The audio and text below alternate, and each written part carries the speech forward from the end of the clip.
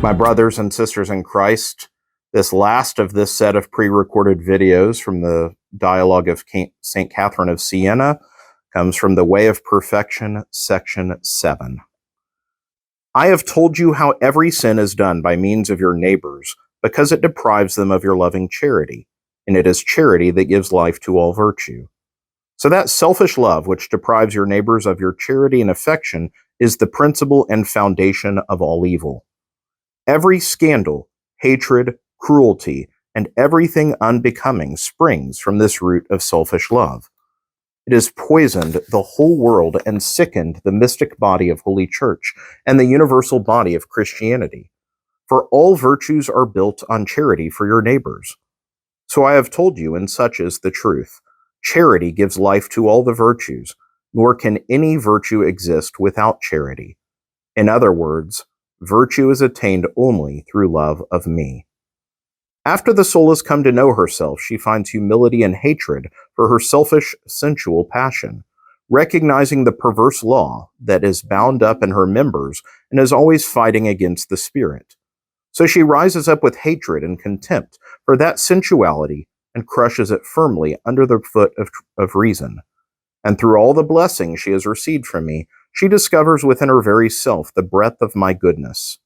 She humbly attributes to me her discovery of this self-knowledge, because she knows that my grace has drawn her from darkness and carried her into the light of true knowledge. Having come to know my goodness, the soul loves it both with and without intermediary. I mean, she loves it without the intermediary of herself or her own advantage. But she does have as intermediary that virtue which is conceived through love of me, for she sees that she cannot be pleasing or acceptable to me except by conceiving hatred of sin and love of virtue. Virtue, once conceived, must come to birth. Therefore, as soon as the soul is conceived through loving affection, she gives birth for her neighbor's sake.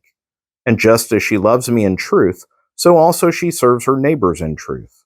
Nor could she do otherwise, for love of me and love of neighbor are one and the same thing. Since love of neighbor has its source in me, the more the soul loves me, the more she loves her neighbors. Such is the means I have given you to practice and prove your virtue.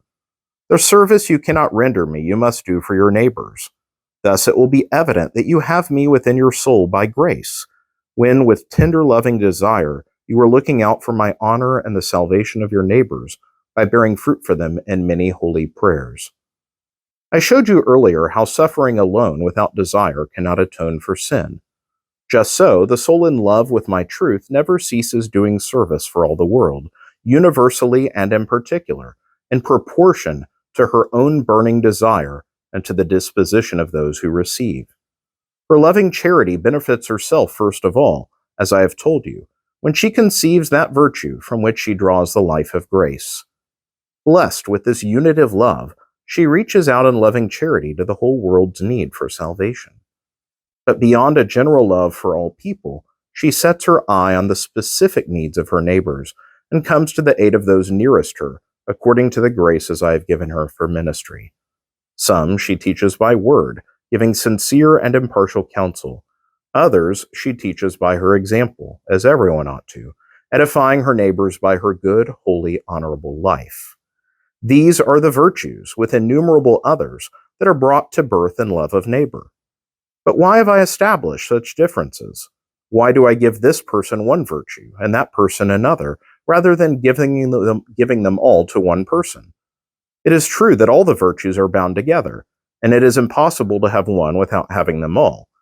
But I give them in different ways, so that one virtue might be, as it were, the source of all the others.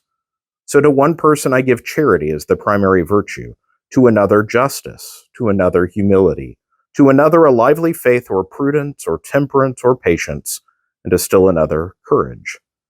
These and many other virtues I give differently to different souls, and the soul is most at ease with that virtue which has been made primary for her. But through her love of that virtue, she attracts all the other virtues to herself, since they are all bound together in loving charity. The same is true of many of my gifts and graces, virtue and other spiritual gifts, and those things necessary for the body and human life. I have distributed them all in such a way that no one has all of them. Thus have I given you reason, necessity in fact, to practice mutual charity.